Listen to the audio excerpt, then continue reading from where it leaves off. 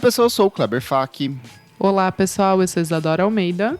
Olá, eu sou o Renan Guerra. Eu sou o Nick Silva. E no programa de hoje, artistas que dão medo, o terror como estética e sonoridade.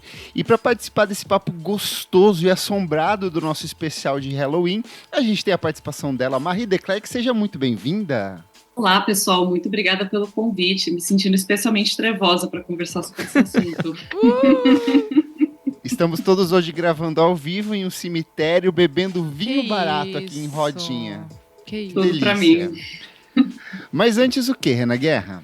Antes, você deve seguir a gente em @podcastvfsm em todas as redes sociais. Se você gosta muito da gente, você quer entrar para esta seita, você pode apoiar no apoia.se/podcastvfsm. A partir de R$5 você tem acesso a vários conteúdos com bastante antecedência. A gente tem falado aqui que a gente tem trabalhado muito, e é verdade, realmente estamos gravando demais. Então, os nossos apoiadores estão recebendo vários programas lá no nosso grupo fechado para apoiadores no Telegram. Além disso, você também pode assistir as gravações ao vivo, não é, Kleber? Exatamente, olha aqui, ó, como o Zumbi Leonel Moura, o Lobisomem Jefferson Kozenieski, o Bruxo Fabrício Neri, a Múmia Vinícius Correia, o Polvo Rodrigo Berg, a Boneca Assassina Tuane Malman, o Serial Killer André Matos e o Boto Assassino Luiz Almeida, diretamente das águas do Rio Amazonas.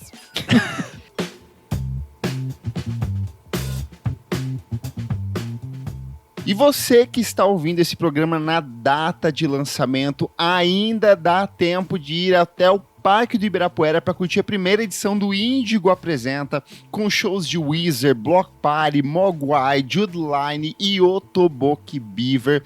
Os ingressos ainda estão à venda no eventim.com.br/Índico. E quem estará lá discotecando? Nozinhos aqui, ó, na abertura, 1h30 da tarde, preparando assim aquele esquenta gostoso para você curtir esse domingão com muito rock, com muita atração especial, com muito artista bom passando ali pelo Parque do Ibirapuera, certo, meus amigos roqueiros? Certíssimo, já montamos nosso set, tá demais. Exato, vai ser rock contra rock ali, eu e o Renan vamos duelar assim ao vivo ali em cima das pickups. King Gordon versus Courtney Love. Não, que as inimigas são essas. Então não esquece, acesse eventim.com.br/Índigo, garanta seu ingresso e venha curtir esse evento incrível no dia 2 de novembro aqui no Parque do Ibirapuera, em São Paulo. Vemos vocês por lá.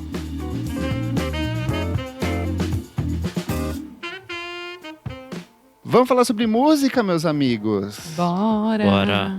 No ano passado, no VFSM 324, nosso EP de Halloween, a gente recebeu a turma do podcast Esqueletos no Armário para conversar sobre a relação entre a música e o medo. Quem não ouviu, a gente recomenda que você volte lá, que tem um episódio muito legal, é um papo ótimo.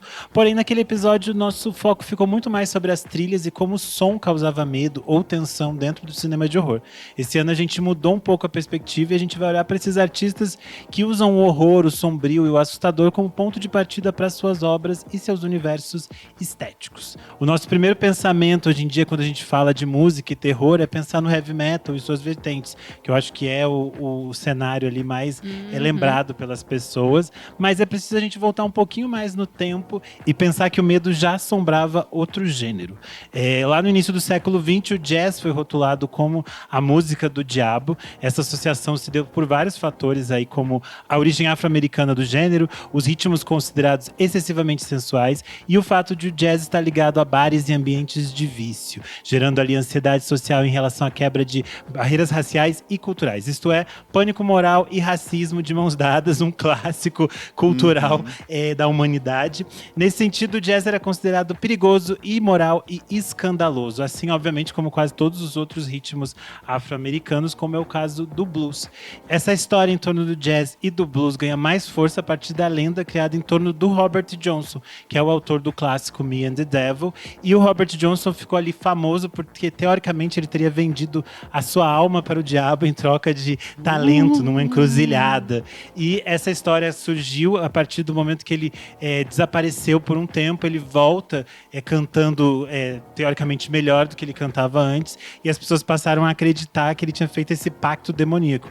Na verdade, é menos cantando e mais tocando, porque a mítica em torno do Johnston é que quando as pessoas ouviram as gravações dele pela primeira vez, as pessoas perguntavam quem é a outra pessoa que tá tocando com ele, porque as pessoas conseguiam sentir como se tivesse um segundo violonista ali junto com ele. Então, tecnicamente, era o demônio. É curioso porque depois o Robert Johnson vai morrer ali aos 27 anos. Ele acaba sendo uma das figuras do que a gente chama do Clube dos 27, que são esses artistas que morrem aos 27 anos. E eu acho que a partir disso surgiu uma mítica imensa. A história do Robert Johnson virou tipo um clássico em torno da música. E isso passou a ter inspirou músicas, filmes, inspirou um documentário da Netflix, que é o Remastered Devil at the Crossroads. E aí eu acho que várias coisas fizeram que as pessoas ficarem com essa imagética relacionando música e diabo.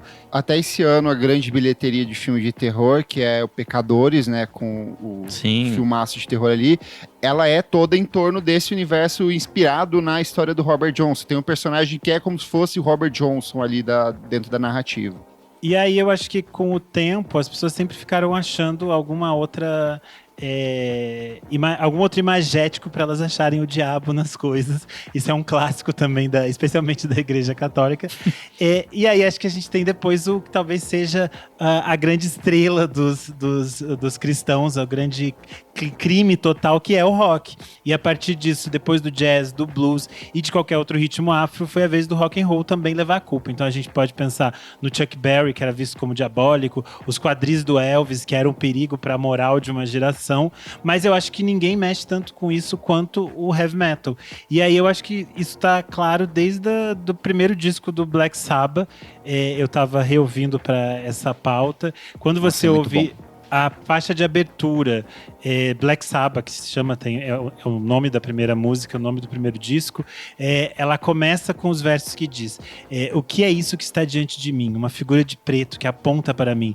Vira-se rapidamente, comece a correr. Descubra que eu sou escolhido. Oh não, uma grande forma negra com olhos de fogo, contando às pessoas o seu desejo. Satanás está sentado ali, sorrindo.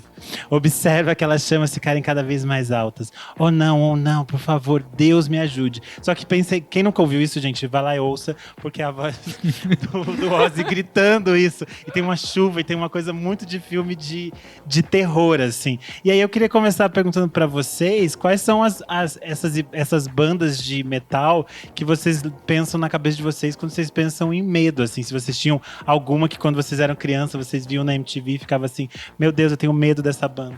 Ai, meu Deus. Eu posso começar? Assim, Marilyn Manson sempre, medo, asqueroso, tudo. Aí, não tem como não ter medo de um homem que tirou as suas próprias costelas pra pagar boquete pra si mesmo. Exato. Então, né, daí tinha essa história. Então, essa história é tipo assim, gigante, né? Enfim, dito isso, Slipknot também me dava bastante medo. Essas são as que eu mais lembro, assim, de ver clipe, de ver coisas relacionadas que eu ficava, tipo, gente, mas música é pra isso? Sabe assim? Eu ficava meio, tipo, eu não pegava bem com coisas, tipo, eu não entendia a raiva de, principalmente homens brancos, assim, tipo, eu falava meio, será que não tá faltando um médico? Já criança, tá? Já muito bem resolvida, assim. Enfim. Eu acho engraçado você falar rock, porque pra mim as coisas mais aterrorizantes, elas vinham, por exemplo, do pop. Eu lembro muito de quando o Ruge viraliza com Ragatanga no começo dos anos 2000, e que daí todos os veículos de Ratinho, o Ratinho não porque era do SBT, mas eu lembro muito da Sônia Abraão passar uma tarde inteira discutindo se tinha uma questão satânica dentro da letra da canção. Mas ali você do tinha Ragatanga. medo das Ruge? Não. Então, amiga, quando eles tocavam invertida a canção, e daí, sei lá, colocavam uns frames da mão fazendo assim, ou elas criando toda uma analogia pra dizer que aquilo era satânico, para. não tinha como não ficar com medo. E aí colocavam uma música sombria de fundo. Ah, mas aí discutia é a Sônia toda uma Abrão. A gente linguagem tem que ter ali, medo sabe? da Sônia Abrão. Ela que é. Mas a sempre, própria né? Xuxa, vilã. durante muitos anos, Sim. tinha a mítica de tocar o disco pro Não, contrário. a boneca e da ouvir a Xuxa eu mensagem, sempre sabe? tive medo. Afinal Eu tinha, afinal rato, tinha uma meu arma eixo, dentro, né? que ela Mas tudo bem. cantava, assim. Mas o que a Marie ia falar? Não, é que do Marilyn Manson é muito engraçado, porque quando eu vi pela primeira vez o Marilyn Manson, foi um negócio muito complicado, porque eu lembro especificamente que o clipe que eu assisti, o primeiro clipe que eu assisti do Marilyn Manson foi Beautiful People, que usa, basicamente, eles copiaram muito a estética da outra de um cara lá, de um fotógrafo, mas é muito parecido com o clipe Closer do Nine Inch Nails, né? Sim. Que é o clipe das estranhas, das do BDSM. Não tem como, gente. Mas acho que do Marilyn Manson, assim, o que realmente me pegou foi... Tinha aquele filme Não É Mais Um Besterol Americano. Não sei se vocês lembram desse filme. Ah, Sim. sim! Ele fez a trilha sonora desse filme, que é um cover de Tainted Love, que é um cover muito bom, diga-se de passagem. E infelizmente é muito bom. nesse clipe...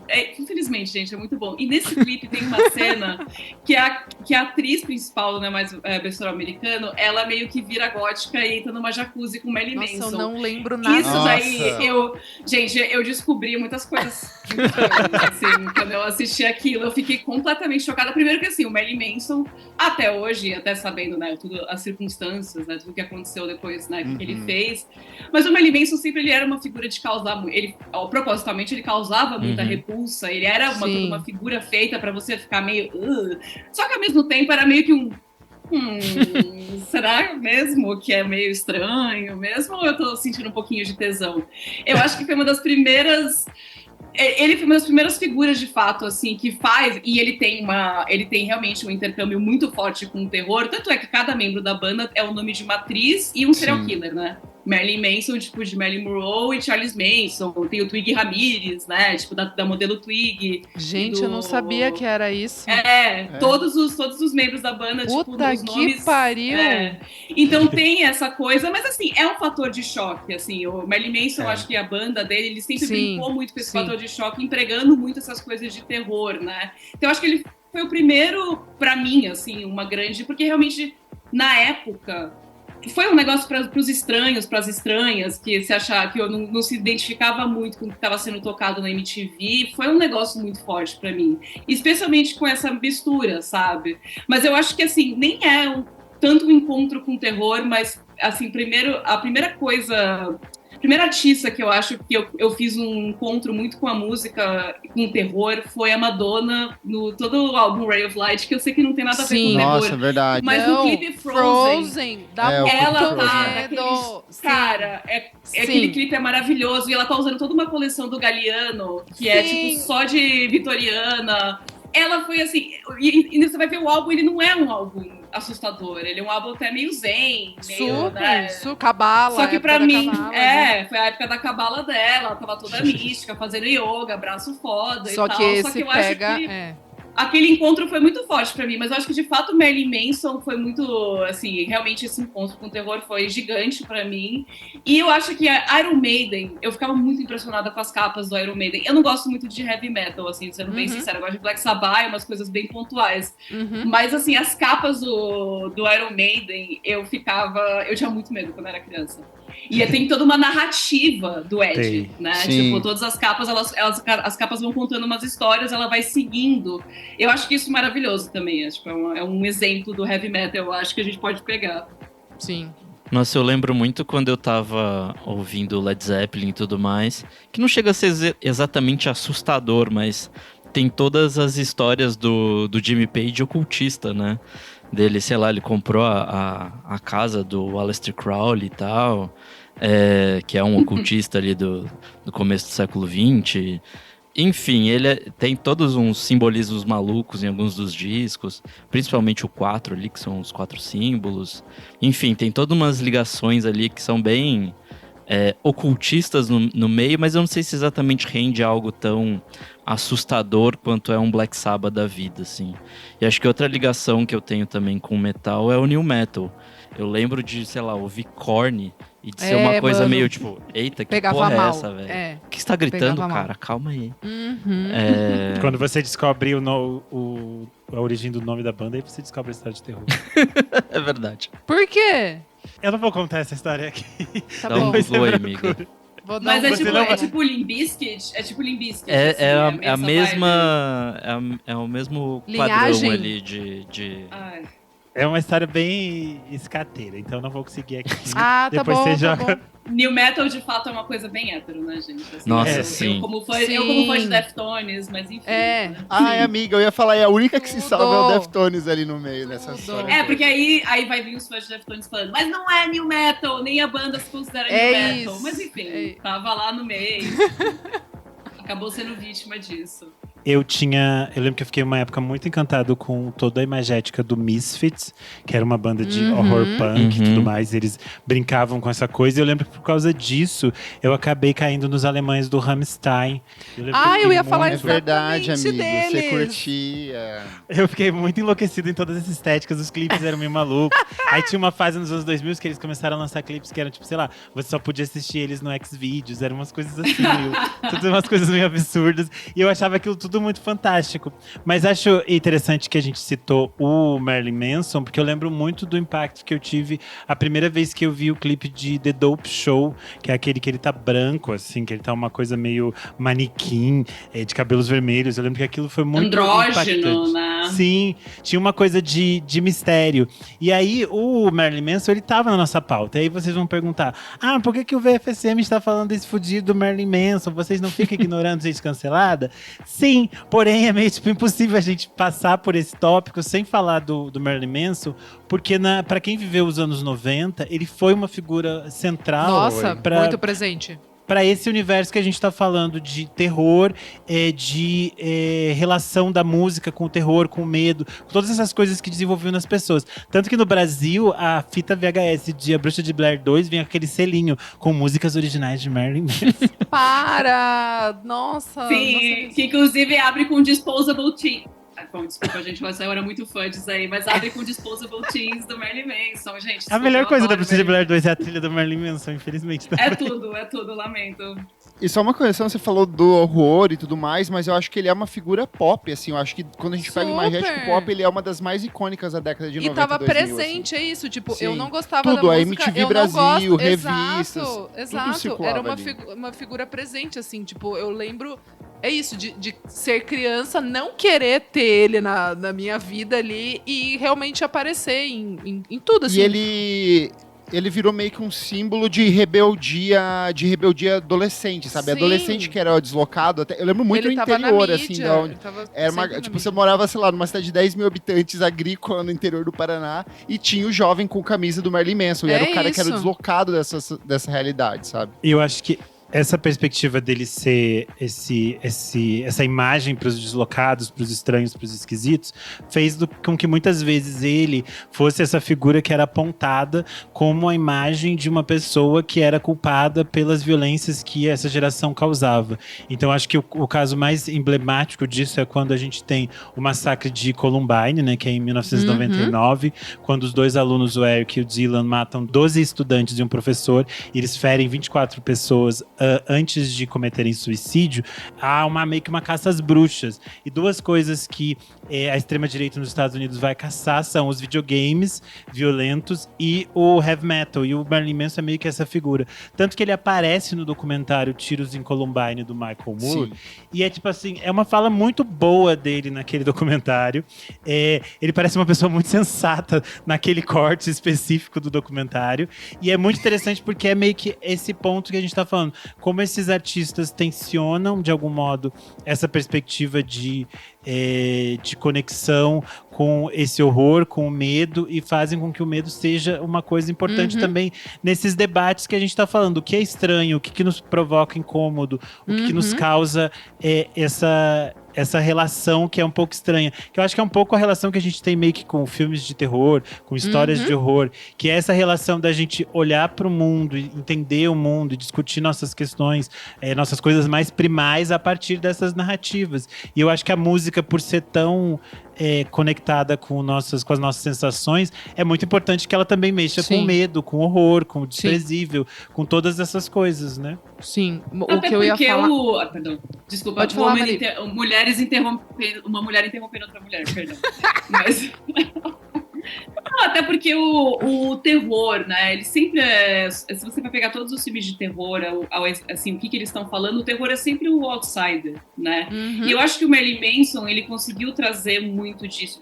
Até o Slipknot também, sabe? Eu acho que também não só o Marilyn Manson, acho que o Marilyn Manson ele foi abrindo espaço para outros artistas também que já brincavam com essa temática do terror aparecer pro mainstream também. Mas eu acho que o Marilyn Manson, ele realmente pegava muito uma coisa da transgressão e do outsider, porque o medo do que você vai ver no terror sempre é do outsider, né? De uma coisa desconhecida, que você não sabe muito bem o que é.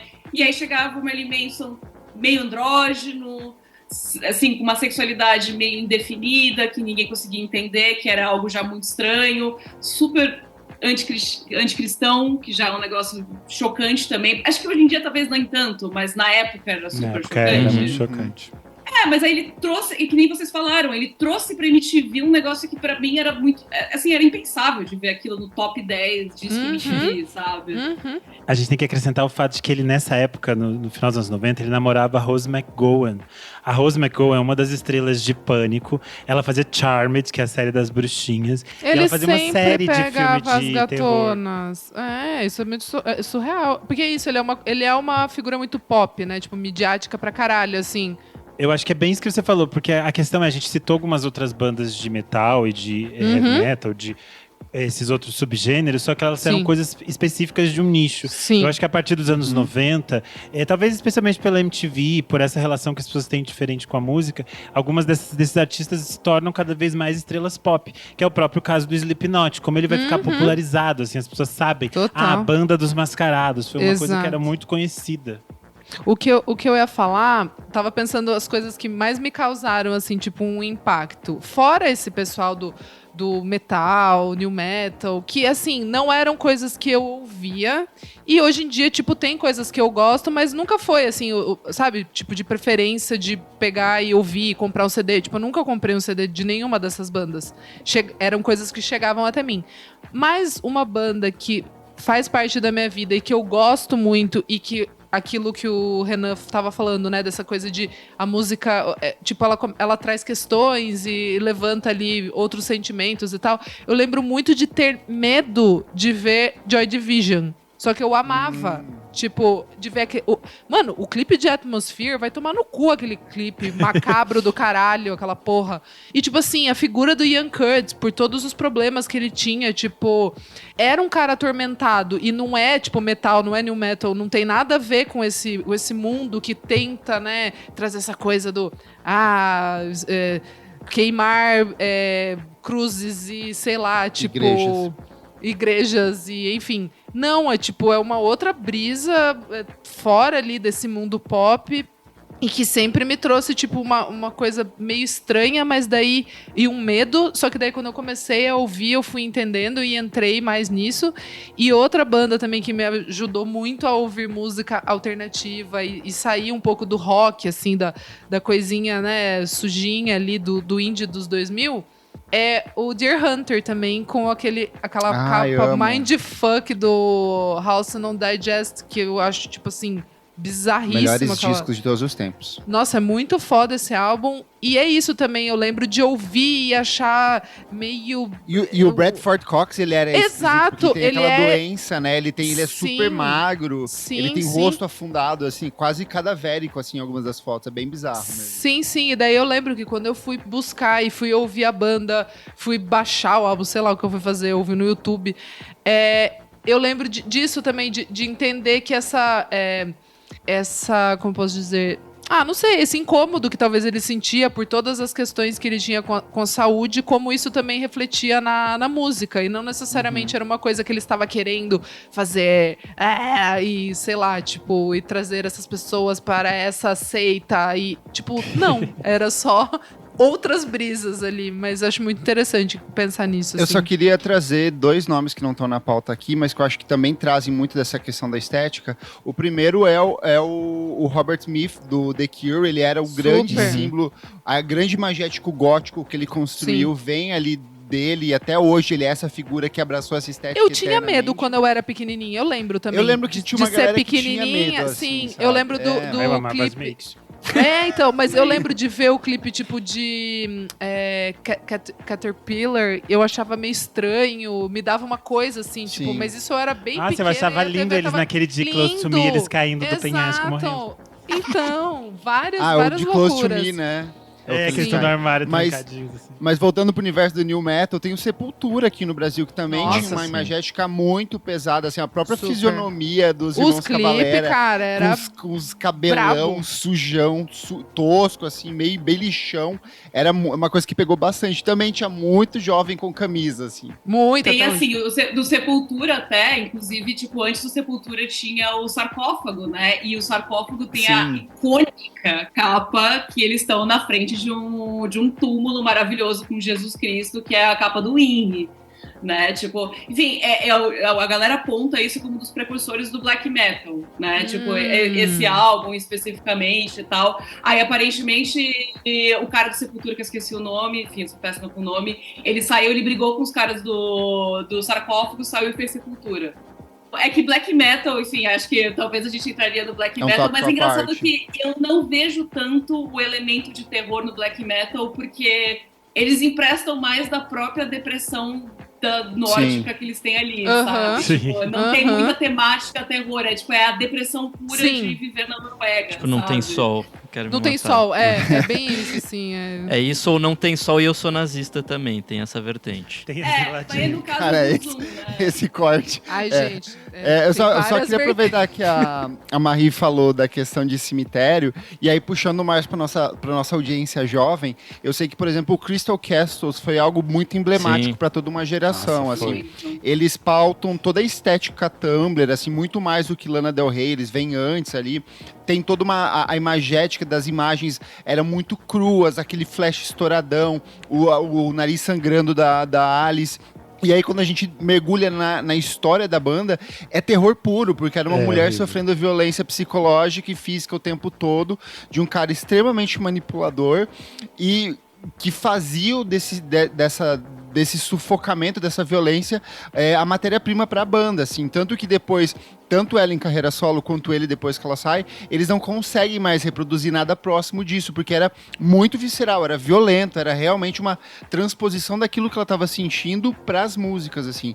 E eu sei que isso marcou muito toda uma geração, até hoje, assim, o Crystal Castles é uma coisa que levanta pra mim muitas questões, porque eu acho muito bom, eu acho muito foda, mas sabendo do histórico é muito difícil de voltar a ouvir, sabe? Sim, toda a minha vida no Tumblr era pautada em todas as coisas que Alice Glass fazia. Nossa, Witch House, né? Eu acho que eles foram muito importantes, né? Tipo, se for pensar o que foram as Tumblr Waves, né? Tipo, Vaporwave e tal, mas Witch House foi uma coisa que eu acho que foi o que mais foi prolongada, o Witch House. Porque ela foi pro rap também, e eu acho que definitivamente o Crystal Castles ele foi muito importante pra criar essa atmosfera toda no Tumblr. Eu sou uma garota do Tumblr, né, gente? Assim, não tô vendendo zero pessoas, né? Mas... aquele Chopped Screw do rap também veio um pouco disso, né? Dessa estética Tumblr e essa coisa meio o Luiz Almeida, fantasmagórica. nosso ouvinte, puxou aqui, ó, Salem e o também eram babado. Aquelas bandas que eram vários caracteres especiais. O moço do Salem, que depois foi namorado da Lana Del Rey, né? O encontro das garotas Tumblr. Mas a Marie falou de capa, e aí eu só lembrei, só pra citar, a capa do Zé Ramalho de A Peleja do Diabo com o Dono do Céu. Icônica. Que tem o Zé do Caixão e a Xuxa Lopes no ombro do Zé Ramalho. Apenas pra deixar essa menção dessa informação. Uau! Mas acho a gente falou um pouco aqui, como a gente disse, se a gente vai se aprofundar em todos esses subgêneros, por exemplo, do metal e de todas essas coisas, a gente vai ficar aqui, tipo assim, só falando disso. Mas acho que é interessante que a gente pensou nessa pauta no sentido de pensar como o horror, o medo pode ser um veículo dentro das canções também para o debate, para o enfrentamento, para lidar com determinadas questões. Como a Isa citou de Hunter, eu acho que tem muito disso também, de você ser uma pessoa esquisita no mundo e você tá tentando enfrentar isso a partir das suas criações artísticas. E aí eu acho que eu tenho que falar de quem foi a pessoa que me inspirou nessa pauta, que é a de Amanda Galassi, que eu sempre falo dela por aqui. Ela é uma das minhas cantoras preferidas desse mundo e ela é uma das coisas mais assustadoras que eu já ouvi. A de Amanda Galassi, durante muito tempo, ela fez coisas com cinema, então ela aparece já no filme do Conan o Bárbaro fazendo a voz de uma bruxa. Depois ela aparece no filme Ninja 3, The Domination. Ela faz várias... Ela faz as vozes dos assassinos japoneses e das armas voadoras. Esse é o crédito que tá no IMDb, tá, Uau, gente? tá bom. No Drácula de Bram Stoker, do Francis Ford Coppola, ela faz todos os barulhos, quase todos os barulhos que a gente ouve no filme. Então, gemidos, suspiros, gritos de bruxas, todas essas coisas é dela no filme. Não acredito! Ainda rola, tem uma música dela também que tá na trilha. E ela também faz uma música pro Mestre das Ilusões, o Lords of Illusions, do Clive Baker. Ai, eu amo! E ela também tá na trilha de Assassinos por Natureza, do... É Oliver Stone. Oliver Stone. Oliver Oliver Stone, Stone. isso. Mas a de Amanda Galassi, pra mim, ela nasce nesse espaço de que ela usa toda a formação dela de música clássica, de música erudita, com todas as coisas ocultas que ela gosta de ouvir, de misturar, para falar de diferentes temas que são muito importantes para ela. Eu tenho no Screen um texto que eu fiz ano passado, no Dia Mundial do HIV/AIDS, que fala sobre a trilogia específica dela, que é de enfrentamento ao HIV/AIDS, que é The Divine Punishment, Saints of Pity e You Must Be Certain of the Devil. São meio que os 3 discos, depois eles são lançados num box chamado Mask of the Red Death, que tem o Plague Mask, que é tipo ao vivo dela dessa trilogia.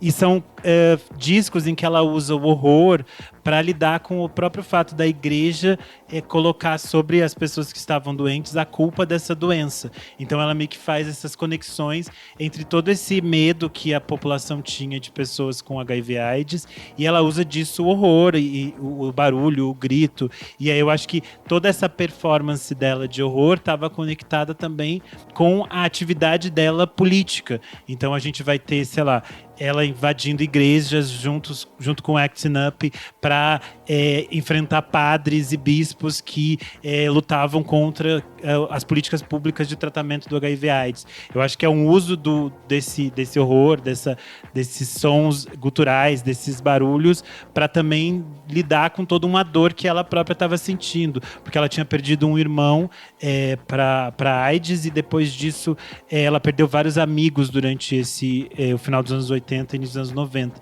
Então acho que ela transforma tudo isso em canção. E é interessante que ela vai lidar com isso durante toda a carreira dela até hoje.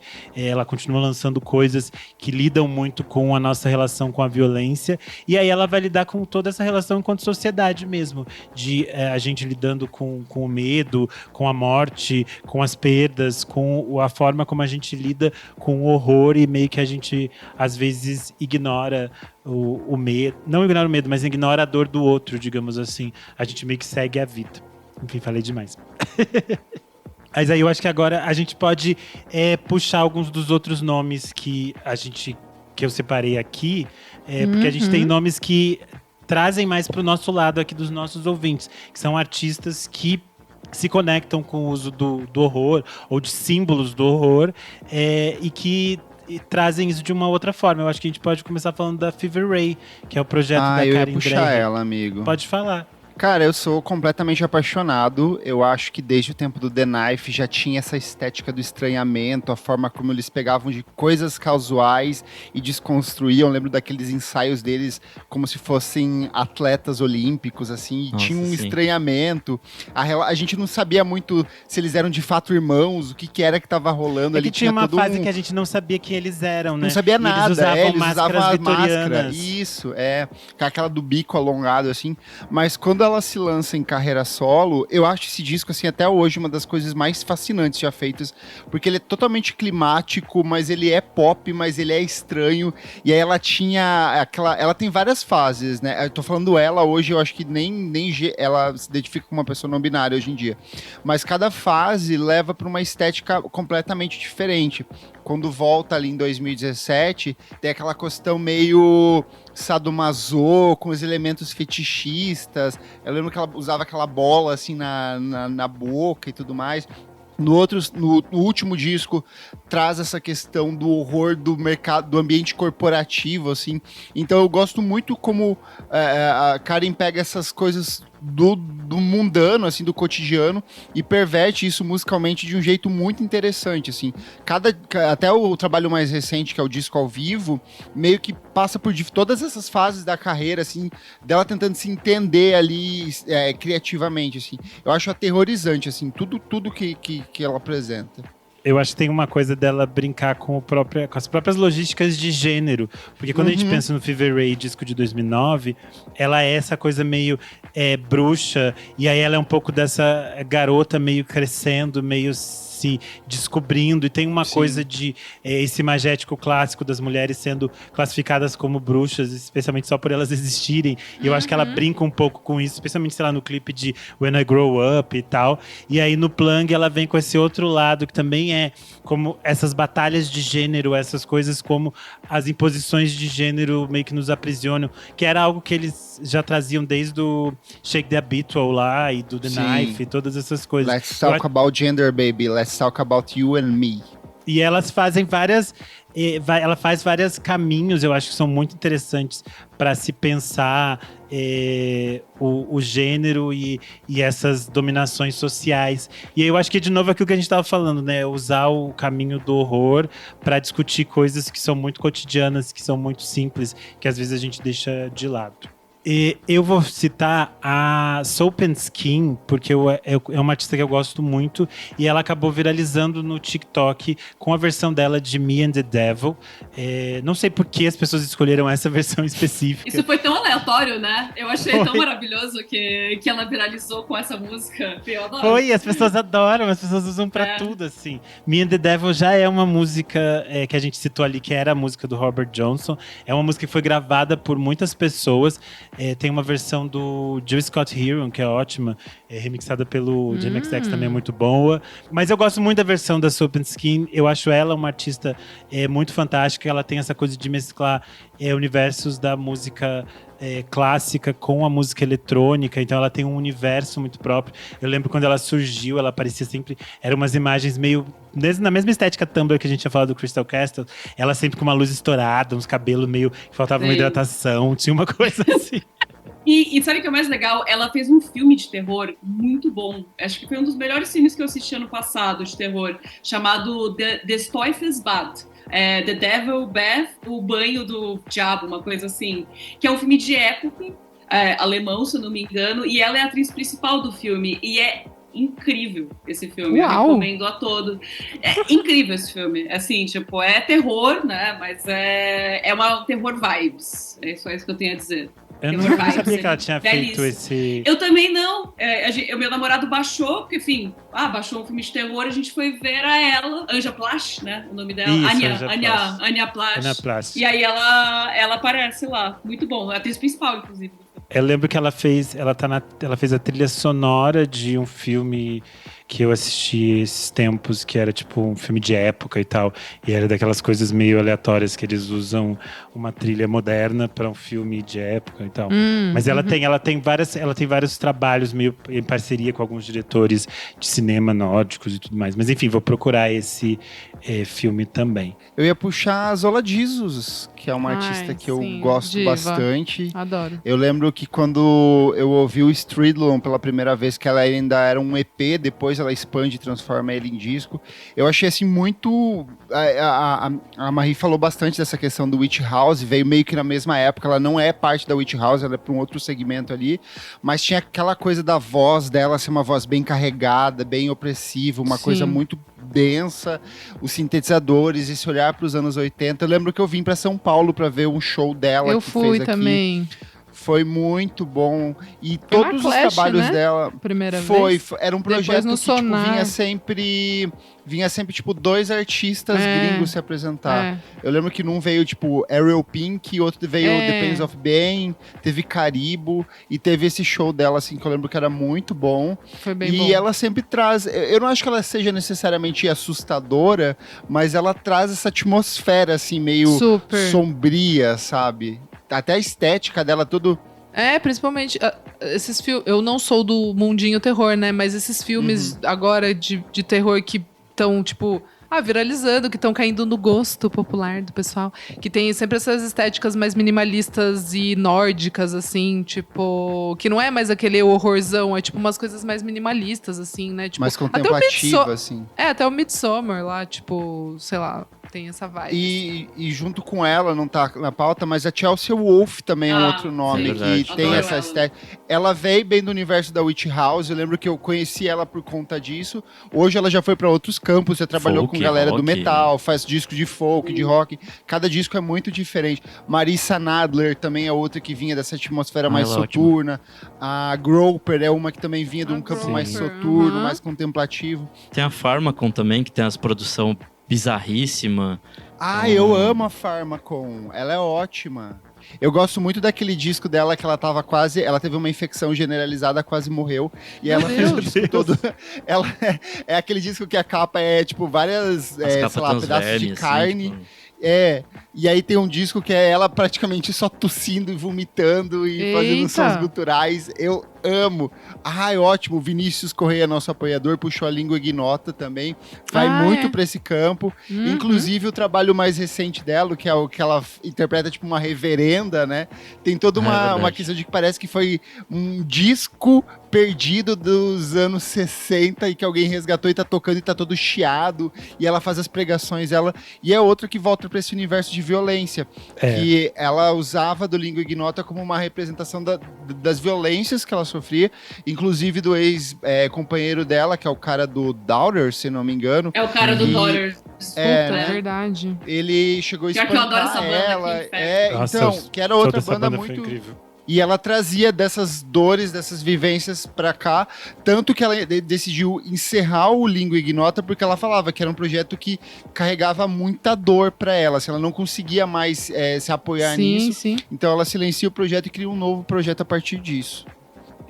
Não, eu acho que até uma referência... A Chelsea Wolfe, por exemplo, ela fez a trilha sonora do X, sabe aquela trilogia que tem a neta da Maria Gladys? X, Maxine e... É o X, Maxine... Não, é X, Pearl e Maxine. Pearl e Maxine. A Chelsea Wolfe, ela fez a trilha sonora, eu acho que do X. E aí é tipo uma trilha sonora toda meio orgânica, com voz. É muito legal. E ela fez um cover de uma música da Primeira Guerra Mundial chamada Sweet Marie. Não é nada a ver com o meu nome, mas enfim. Mas ela fez um cover dessa música de 1917, que parece uma marchinha, na verdade, de soldado, e ela fez um cover, assim, eu ouvi tanto essa música, que, enfim, foi uma das mais tocadas, eu acho que de 2022 Meu Deus. Pra mim. É incrível, eu adoro. Mas eu acho que de pegar de todas essas mulheres que a gente falou, inclusive, a Ethel Cain, eu acho que definitivamente sim. ela... Eu acho que ela é um dos maiores exemplos hoje em dia, assim, de quem sorveu todo o mundinho Tumblr, tudo, sim, assim, sim. pra fazer, né? E tudo o lance que vocês falaram. A questão dela ser uma menina trans, filha de pastor, nessa atmosfera sulista dos Estados Unidos, ultraconservadora. E ela fez um disco temático ainda por cima, né? Sim, e no final, esse disco temático, ela termina sendo decomida por um canibal. É um troço, assim, muito... Eu acho que ela, assim, talvez seja um dos maiores exemplos hoje em boa. dia, assim, eu tava pensando exatamente nisso. Quem que era, tipo, sei lá, pra molecada, assim, que não necessariamente vai buscar coisas e ouvir o que saiu, né? Tipo, a gente, nerdzinho e tal. Pô, Tolkien é um bom nome. É um bom nome. Eu gosto da forma... Eu gosto do... Tem um meme que é brasileiro tentando recriar a estética da Ethel Kane, assim. E é uma coisa super católica, evangélica brasileira. No Paraná, que não tem nada sei a lá, ver no com interior, ela. em alguma cidade.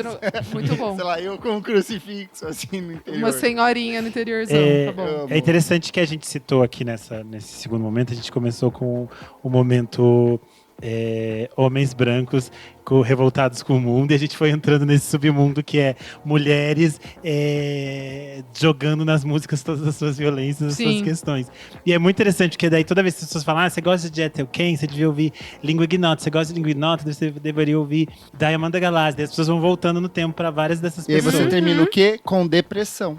Não, e aí eu acho importante citar aqui, deixar registrado, a Sophora Eternus e The Assemble of Shadows, que é a banda liderada pela Anna Varney Cantodia, que até hoje não sabe direito quem ela é, o que ela é. A gente sabe que ela é uma figura que vem da Alemanha, essa é uma banda de dark wave que existe desde os anos 80, mas ela cresce muito de público a partir da internet. Eu lembro que tipo, no Last FM tinha todo um submundo de fãs da Sophora e tudo mais, e eu acho que ela é uma figura importante também para essas questões, porque as músicas do Sophora Eternus fala bastante dessas questões de gênero, do suicídio, da morte, lida com todo esse universo que a gente estava falando por aqui. E aí eu quero deixar uma última citação, que é... eu lembrei agora que a gente estava falando de terror e sons e barulhos que nos assustam. Eu lembro da minha experiência ouvindo pela primeira vez o disco da banda Liars, que é o disco de 2004, They Were Wrong, So We Drowned, que é um disco inteiro tipo conceitual, que se passa numa montanha, e aí tem tipo, eles estão fazendo bruxarias e não sei o quê, e o disco tem esse som que vai tipo, como se você fosse cada vez mais entrando dentro da floresta, assim. Então é bem interessante pra quem gosta desses barulhos. Nossa, tem uma aqui que é um terror político, que é o Godspeed, o Black Emperor, que é bem essa coisa atmosférica que vai crescendo aos poucos, do nada, sei lá, parece cair umas bombas na sua cabeça. Eles têm vários discos, né, que lidam com guerras ao redor do mundo, ou, sei lá, situações de, sei lá, minorias enfrentando coisas. Enfim, acho que é um bom exemplo também de como, apesar de não ter uma palavra sequer, pode criar ali um clima de terror social e tudo mais. Boa. Eu tô brigado com eles, porque agora eles tiraram toda a discografia das plataformas de streaming, agora tem que ficar com a discografia inteira no celular. Eles tiraram de tudo, só tem no Bandcamp. A gente falou dessas questões de como as pessoas lidam com o horror para enfrentar as suas identidades, enfrentar as suas questões, todas essas coisas. Eu acho que eu achei importante trazer aqui que esse ano The Rock Horror Picture Show está completando 50 anos de lançamento. Uau! E esse é um musical muito importante para todas as LGBTs, para todas as queers, para todas as estranhas, para as mulheres. Eu acho que é um filme para todo mundo que se sentiu em algum momento estranho. A gente assistiu esse filme e foi contemplado por esse universo. E é interessante que eles usam o horror meio que surge nesse espaço de tipo assim, os dois personagens extremamente caretas chegam e tudo que eles não conhecem é assustador, é horroroso, inclusive o prazer. The Rock Horror Picture Show ficou eternamente conhecido pelas sessões que as pessoas fazem, onde elas cantam, participam junto dessas sessões e performam ao longo da experiência. Aqui no Brasil, a gente vai ter, de novo, essa experiência do The Rock Horror Picture Show. A Sombrios Shadowcast está fazendo 2 edições, uma no Rio e outra em São Paulo. E eu pedi para o JP, que é um dos integrantes da Sombrios Shadowcast, mandar um áudio para a gente falando um pouco da importância de The Rock Horror Picture Show, explicando um pouco como funciona essa performance para quem quer saber mais. Vamos ouvir. Oi, Renan, oi, Isadora, oi, Kleber, oi, Nick. E oi para toda a galera que acompanha o Vamos Falar Sobre Música. Tudo bem por aí? Eu espero que sim. Aqui quem fala é o JP, sou amigo do Renan, né? E DJ e produtor de eventos. E vou aproveitar que vocês estão falando de Halloween para fazer um convite para todos vocês. No dia 31 de outubro, no Halloween de fato, né? Acontece no Rio e em São Paulo também o evento The Rock Horror Picture Show A Experiência, que é uma sessão de cinema interativa que mistura cinema com teatro, performance drag e até festa à fantasia. Nas sessões rola a exibição do filme na íntegra, com a performance do Shadowcast, que é um elenco formado por drag queens, drag kings e performers variados, que reproduz ao vivo ali os números musicais do filme em sincronia com a tela. E além disso, né, todas as interatividades tradicionais que os fãs vão saber do que eu tô falando, né, que vão desde jogar arroz na hora do casamento até fazer chover dentro do cinema com arminha de água, tudo isso é permitido nessas nossas sessões. Para quem já conhece o filme, é uma ótima maneira de revisitar esse clássico que, né, esse ano tá fazendo 50 anos. Gente, é muito doido, né, porque é um filme que ainda fala sobre questões tão atuais e que é importante pra tanta gente, né? Tipo, é importantíssimo pra mim. Alguns dos meus melhores amigos da minha vida eu fiz por causa desse filme. E acredito que pra muitos dos fãs isso também seja verdade. E pra quem ainda não é fã, pra quem ainda não conhece o filme, nossa, esse é o jeito perfeito de conhecer essa obra-prima do cinema musical. Não é porque eu faço, não, tá? Mas é realmente uma experiência, assim, incrível e diferente de, acho que tudo que você já viveu no cinema. Principalmente, assim, falando, né, de Brasil e tal, que a gente não tem essa tradição tanto quanto talvez alguns outros países do mundo tenham, né? É realmente uma coisa maravilhosa para se fazer no Halloween. Eu diria que, inclusive, é o Halloween perfeito para quem gosta de filme, para quem gosta de cinema e para quem gosta de uma festa à fantasia também. Eu e os Sombrios, que é o nome do nosso coletivo, né? Porque a gente faz sombra na tela. Esperamos vocês no Rio e em São Paulo. Eu vou estar no Rio e em São Paulo. Quem vai fazer o Dr. Frankenfurter é ninguém mais, ninguém menos que a perdeã dessa última temporada de Drag Race Brasil, Chanel. Então, vai ser incrível e eu conto com a presença de todos vocês lá. Eu tenho certeza que vocês não vão se arrepender. Aqui em São Paulo e no Rio de Janeiro acontece no dia 31 de outubro. Aqui em São Paulo vai ser no Cine Marabá. Eu e a minha amiga Isabela Yu estaremos lá fantasiadas para assistir. Então, quem for nos encontre pelas cadeiras escondidas do Cine Marabá. Enfim, voltando ao nosso tópico de horror, quando eu falei dessa pauta com a Marie, ela me falou que ela tinha uma paixão, que era um negócio que eu não sabia que existia, e eu fiquei um pouco passado, que é o horrorcore no hip hop. E aí eu fui pesquisar sobre isso e fiquei lendo bastante, e era uma coisa que eu desconhecia. Eu queria saber da Marie como que surgiu essa paixão dela por esse subgênero muito específico. Cara, e é muito doido que é uma das coisas que eu mais escuto, provavelmente, desde que eu comecei a gostar muito de hip hop, né? Mas eu acho que começou porque Eminem era uma coisa muito grande também, junto com o Marilyn Manson, mas Eminem era muito grande também lá na MTV. E, querendo ou não, o Eminem, ele tinha umas letras feitas, obviamente, com um fator de choque, né? Dele matando a mãe dele, aquelas coisas, tipo, também ele falava de matar a mulher, enfim, era aquelas coisas ultra misóginas e tal, e, tipo, várias vezes ultra homofóbicas também. Mas eu acho que tinha também uma coisa com fator de choque ali. E aí eu lembro que eu comecei a gostar de Eminem, mas aí eu comecei a, sei lá, internet, anos 2000, comecei a baixar o que tinha ali. Buracos. Aí, obviamente, buracos. Acabei chegando em Wu-Tang Clan. O Wu-Tang Clan não é horrorcore, obviamente, mas eu acho que já tem uma coisa do Wu-Tang Clan de tirar muitos elementos de filmes de Kung Fu, né? Tipo, eles faziam muito isso, então todos os filmes, eu acho que todos os álbuns dele sempre vai empregar essas coisas. E aí, gostando de Wu-Tang Clan, eu acabei chegando num outro grupo, que foi o primeiro grupo que eu conheci de horrorcore, que é o Grave Diggers. O Grave Diggers, basicamente, é meio que um super grupo, assim, de hip hop, formado pelo RZA, né, do Wu-Tang Clan, só que lá ele é Resurrector, Tem foda.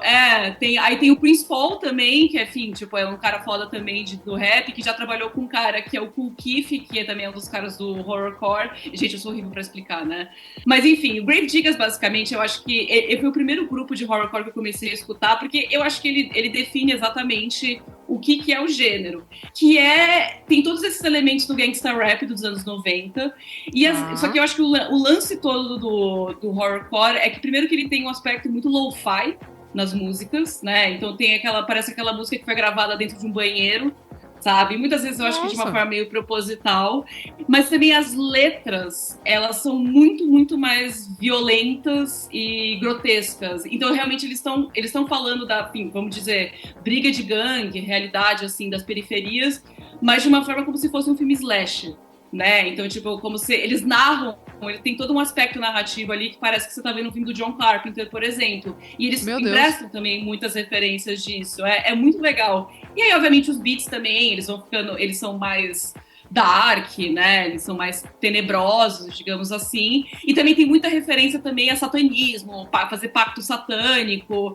E aí o grupo que eu mais amo de horrorcore, assim, tem muitos rappers já brincaram com horrorcore, assim. Realmente é um subgênero que dificilmente ele vai acabar, porque muitos rappers eles ficam entrando e saindo dele, né? Uhum. Mas o meu favorito, assim, o que eu mais escuto é o 666 Mafia, que eu acho que eles são de Memphis, né? E, tipo, é o DJ Paul e o Juicy J.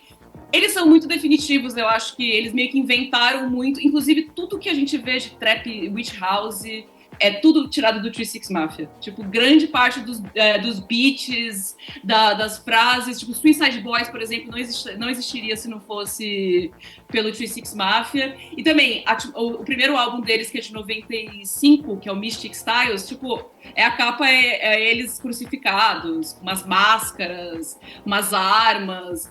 É realmente toda essa atmosfera muito pesadona, assim. Tipo, parece que você tá ouvindo uma fita do além. Isso pra mim assim, é o maior exemplo de como o terror, ele realmente se inseriu na música, no estilo musical, e ficou, porque realmente existe até hoje, assim. Então, quem falou aqui? O Vinícius Correia falou... Um mais recente desse meio é o Clipping, aquele trio lá tem elementos mas não é necessariamente. É a mesma coisa do F Grips. Isso que eu ia falar. Raspa, mas não é. Mas é legal, mas a é legal estética pensar. É muito mais. A estética do horrorcore é bem mais característica, assim. Quando você pega o disco, se você ouvir os discos que a Marie falou, você vai ver como tem uma coisa muito mais específica, assim, sabe? Mas é legal pensar que toda essa turma, tipo, Danny Brown mesmo, aquela outra Sim, o Danny Brown, sim. É, tipo, muito. JPEG Mafia mesmo, antes, tipo, umas coisas tem assim. o Worst Sweatshirt também. O Worst Sweatshirt é o que eu mais... Que eu sinto que é uma coisa tipo... meio estranha, assim, que entra num outro lugar, assim. É que daí já começa a mesclar com, sei lá, cloud rap, vai tipo, ter umas mil intersecções, assim. É que realmente vai indo, sei lá, se você for pegar Drill, por exemplo, que é de Chicago, tem todo um negócio ali que eles fazem que é, tipo, as letras são muito mais explícitas, são muito violentas, mas eu acho que o elemento do horrorcore que é legal é que realmente eles estão pegando referências ali de filmes de terror. Né? Então, tipo, sei lá, no 36 Mafia, quando eles vão falar da Gangsta Boo, que Deus a tenha, enfim, morreu uns 2 anos atrás, quando eles vão falar da Gangsta Boo, elas falam, tipo, é a filha do demônio, sabe? Então tem, tipo, todo esse tipo de referência que vai chegando ali. E acho que também um grupo, assim, que é final dos anos 80 aí, também foi meio que o definitivo do horrorcore, é o Ghetto Boys. Tipo, o Ghetto Boys, tipo, tinha música chamada Chuck, as capas eram todas esquisitas, meio creepy. Realmente, pra mim, é o maior exemplo de todos. Dizem que aqui no Brasil, quem é o horrorcore aqui é o Facção Central. Mas aí eu acho. Eu não sei, pode ser. Eu acho que tem conexões, né? Porque tem momentos que eles focam muito no gangsta rap também, mas eu acho que eles têm uma estética que nos anos 90 bem pesadão, assim. Foi muito chocante, assim, muito forte. Eu ia falar isso, na verdade, para entrar no tema final da pauta ali, que é sobre o funk bruxaria, que o Renan pediu aqui, que é uma coisa que eu gosto bastante, mas eu tava refletindo muito sobre a questão estética do funk bruxaria e como ela vem diretamente dessa estética do rap do final dos anos 90 e começo dos anos 2000. Pavilhão 9, Facção Central, a própria capa do Sobrevivendo no Inferno do Racionais MCs, é uma coisa super perturbadora, densa, assim, aquele crucifixão pá, na cara. Eu gosto muito do Pavilhão, que é o Se Deus Vier Que Vem Armado. É do Pavilhão 9, eles têm um disco que se chama Se Deus Vier Que Vem Armado, que é uma capa de um... Eu não sei se é Jesus ou se é um... Eu acho que é Jesus. Cara, é muito Você perturbador, igual, é muito horror. Igual aquela mulher do Minion. Será que é Jesus essa carinha aqui? Ai, é Jesus, meu Deus. Mas o Facção tem o espetáculo do Circo dos Horrores, que é literalmente um corpo numa geladeirona de ml, assim. Então eu acho que vem muito dessa estética e esbarra no que é a questão do funk bruxaria. Aqui no podcast a gente já falou várias vezes, quando a gente fala de música eletrônica, a música costuma ficar cada vez mais intensa, mais rápida, mais provocativa, mais forte. Parte disso por uma questão dos próprios produtores e dos artistas de tensionar aquilo que veio antes, de quero ser mais extremo, mais poderoso. A gente pode pegar muito, por exemplo, a origem do techno e o house, quando ele vai para os anos 90, ele vira uma coisa super acelerada, o jungle, o drum and bass, e aqui acontece a mesma coisa, a gente vinha do funk ostentação, do funk ousadia, do funk 150, e aí quando chega na pandemia, com todo mundo insano, trancado em casa, sem perspectiva de futuro nenhuma, eu sinto que tem um choque muito grande em alguns dos produtores, principalmente da Zona Sul de São Paulo, do Baile do Elipa, do Baile da 17, que são pessoas que começam a produzir nesse espaço de tempo sem perspectiva nenhuma, as coisas vão ficando cada vez mais extremas, tem muita distorção, muito sintetizador, muito efeito, utiliza-se muito de fragmentos de programas pinga-sangue, tipo Cidade Alerta da vida, eles vão pegar, sei lá, trechos de matérias inteiras e jogar e fazer uma música em cima disso, e traz muito do que o horrorcore faz, que é incorporar elementos de filmes de terror, principalmente o JK, ele vai pegar muita coisa, por exemplo, daquela Uma Noite de Crime, que tem toda uma série de filmes, eles incorporam bastante, vai incorporar muita coisa dos Jogos Mortais, então eu acho que parte de um reflexo das vivências dessas pessoas na periferia de São Paulo, tanto aqui na cidade de São Paulo quanto no litoral de São Paulo, porque muito do que é o funk bruxaria vem do litoral também, mas parte também é relacionada diretamente ao consumo de drogas dessas pessoas. Então a gente vai ter muito uso de MD, muito uso de cocaína, que são drogas mais estimulantes, e principalmente o loló. Tanto que o twin que a gente tem dentro dessas produções, ele é um efeito direto de quando você usa loló. Quando você usa loló, você tem uma sireninha tocando ali um pip no seu ouvido, e eles transpõem isso musicalmente para dentro desse material. E aí surgem dois elementos, um elemento, na verdade, que se divide em duas partes, para mim, que eu acho bem interessante, que é a imagética do palhaço. A gente tem esse personagem do palhaço que ele vira meio que uma representação de toda essa cultura. Eles vão se apoiar muito naquele filme Palhaços Assassinos, né, Killer Clowns from Outer Space, de 1988, e vira tanto a máscara quanto as camisas totalmente estampadas com isso. E aí, mais ali no meio da pandemia, já pro final, na consolidação do funk bruxaria, essa estética do personagem do Coringa, né, do Joaquim Fênix, do filme de 2019. Então, eles materializam, eu vejo muito como uma materialização dessas pessoas que vivem nesse limiar entre a realidade e o escapismo, e que tentam de alguma forma se manter sanas, mas acabam perdendo a insanidade por se defrontar com uma sociedade completamente corrupta e confusa e bagunçada. Então eu vejo como um acúmulo de todas essas coisas assim se reunindo. Eu acho assim muito fascinante a forma como esses elementos foram se encontrando, e tem, sei lá, meio que uma harmonia nesse caos todo. Eu adoro, eu amo que a Isa tem um limite, tipo, o De Silvestre, eu acho que é o limite que a Isa escuta, o JK talvez algumas coisas, sim, mas tem coisas que são muito extremo, assim, tem coisas que realmente, assim, eu consigo sentir as pessoas, o desconforto das pessoas ouvindo, assim. Uhum. Mas é engraçado que vocês falaram, desculpa, mas tem o DJ Cauã, tem o MC Cauã também, que ele foi um cara que, acho que a partir dos anos 2010, ele foi um dos primeiros caras, eu acho que a incorporar muito essa estética do palhaço Coringa, Tanto que ele se denominava o Coringa. Assim, pra quem não sabe, ele era muito namorado da Tati Zaki. Não sei se alguém vai lembrar da Tati Zaki. Nossa, Tati Zaki.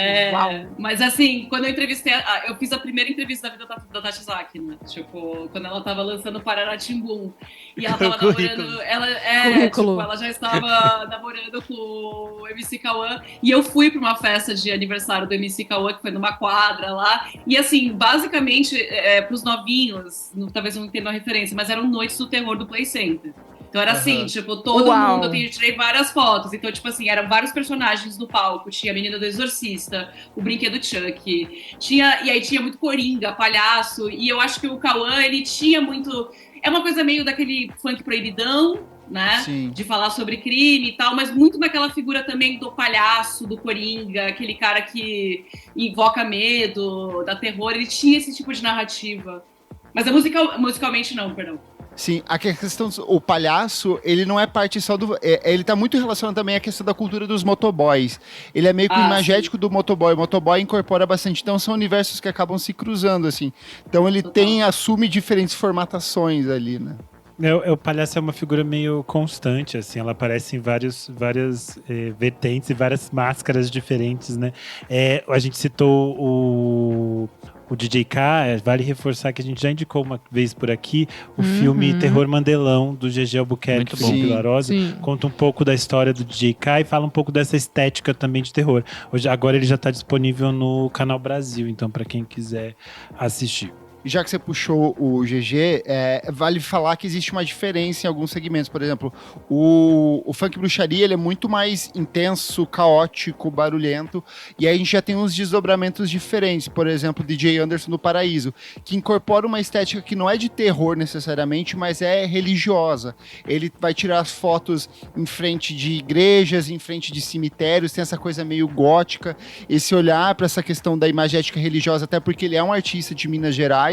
Então a gente sabe que tem uma penetração católica muito grande no estado todo, mas ele já vai para um outro campo. O próprio GG chama de space funk, não chama de bruxaria, já é um outro conceito ali. Mas, tipo, orbita um universo muito similar, mas com desdobramentos diferentes, né? Acho que tudo que a gente falou aqui é muito interessante para a gente pensar como o horror, o medo, a tensão, a nossa própria vida numa sociedade extremamente violenta gera também esses imagéticos e cria a possibilidade de você pensar a partir disso, a partir da arte, a partir da música. E aí é muito interessante como a gente começou lá num caminho que era o metal e como eles lidam com esses imagéticos, com esse universo vindo de um universo que a maioria deles eram homens brancos, heterossexuais, e como a gente vai caminhando para ver essas linguagens sendo utilizadas por outros corpos que são corpos à margem, digamos assim, que eram deixados sempre à margem. Então a gente falou aqui de mulheres trans, a gente falou de pessoas periféricas, de homens negros. Acho que todas essas coisas foram utilizadas de diferentes formas por essas pessoas para que a gente pudesse pensar o horror e o nosso medo na nossa existência por outros caminhos. Enfim, acho que a gente passou por vários universos especiais. E aí eu queria agradecer a Marie, que topou ter esse papo com a gente, participou aqui. Eu me toquei agora que na hora da abertura eu nem apresentei a Marie direito, pedindo para ela fazer ali a sua apresentação, mas ela já trouxe aqui um pouquinho do currículo dela de ter entrevistado, fazer a primeira entrevista da Tati Zaki. Eu acho que isso é muito importante. Eu acho que aqui eu posso deixar esse espaço para a Marie falar um pouco sobre quem ela é, convidar as pessoas para... Você quer falar? Uma coisa... Eu queria muito agradecer por ter feito um dos meus momentos favoritos da internet. Digite aí, gente, Marie de Klerk e Ronald McDonald. Vocês vão saber do que eu tô falando. Eu acho que, inclusive, ela deve ser lembrada por isso e não por nada que ela fez no jornalismo. Não, ela também é lembrada como a voz da comunidade furry no Brasil. Porque ela fez muitas matérias sobre isso na Vice. Ah, tá. Eu me senti no próprio estático da Rita Cadillac fazendo assim, né? Mas enfim, fale um pouco sobre você, Marie. Convide as pessoas para se inscreverem na sua newsletter. Esse é o seu momento, do seu serviço. É muito difícil me definir, porque definir é se limitar, né, gente? Mas, bom, Marie de Klerk, eu sou jornalista, repórter, eu escrevo sobre coisas estranhas na internet, eu acho que dá para falar que é basicamente o meu nicho de trabalho desses últimos 10 anos. Eu trabalhei na Vice Brasil, passei pelo UOL, colaborei com alguns veículos tipo Piauí, Revista Asmina, e hoje em dia eu escrevo todos os meus textos autorais na newsletter Não Prometo Nada, que tem publicada mais ou menos quinzenalmente, assim, quando tem um assunto para falar. E eu também tenho 2 podcasts, um deles foi publicado pelo UOL, que é o Brasil para Maiores, que eu fiz com o meu grande amigo Thiago Dias. A gente recomendou aqui. Obrigada. Brasil para Maiores, enfim, que reconta toda a história da história da pornografia brasileira a partir dos anos 2000 no Brasil. Pornografia brasileira, mas enfim. E outro também, que é exclusivo da Audible, que é a plataforma de audiobooks da Amazon, é o Terrivelmente Online, onde eu destrincho 10 comunidades inusitadas da internet, enfim, com uma visão zero preconceituosa e bem curiosa. Basicamente, essa acho que é a passagem pelo meu trabalho. Obrigada pelo convite. Desculpa, porque eu acho que não deixei ninguém falar. Eu sou muito animada, eu acho. Não, foi ótimo. Assim foi tudo! A gente sofre quando tem convidado que não fala. Exato. Inclusive, já vou deixar o convite e vou te chamar pra gente gravar sobre um especial do Deftones. Ai, meu Deus. Gente, eu tenho tatuagem do Deftones. Vai falar muito! Tudo. Eu tenho tatuagem do Deftones, minha gata. É a única tatuagem de banda que eu tenho, e graças a Deus tá bem escondida na minha costela, graças a Deus. Guarde meu convite. Perfeito. Você que está nos ouvindo, comente nas nossas redes sociais quais outros artistas te dão medo, quais outros artistas que lidam com essa estética do medo e do horror e que você acha interessante que a gente deveria conhecer por aqui também. É isso, vamos para o nosso próximo bloco. Não paro de ouvir.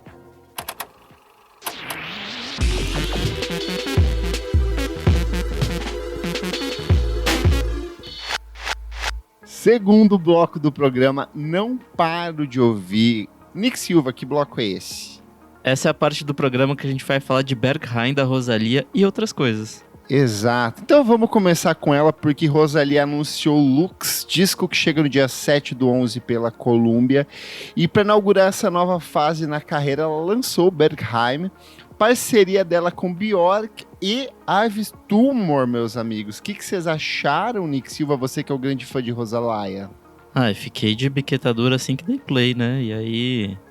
Enfim, entra com toda aquela coisa meio meio não, né? Totalmente sinfônica ali da Orquestra de Londres. A parte que a Björk entra é maravilhosa. E aí tem um clipe que acompanha, e aí vira um negócio meio Branca de Neve. É maluquíssimo, é muito bom. Eu tô com expectativa gigantesca para esse sucessor do Motomami. Ela vai para caminhos bem diferentes do que a gente viu nesse disco, né? Me parece que ela volta um pouco ali o que ela fez em É o Mal Querer, mas ao mesmo tempo expande, assim. Acho que vai ser uma outra coisa diferente. Outra coisa diferente.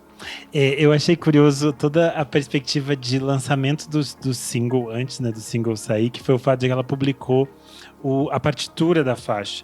E a partir disso, várias pessoas gravaram a música de diferentes maneiras antes da música existir de existir de maneira real. Assim. Genial.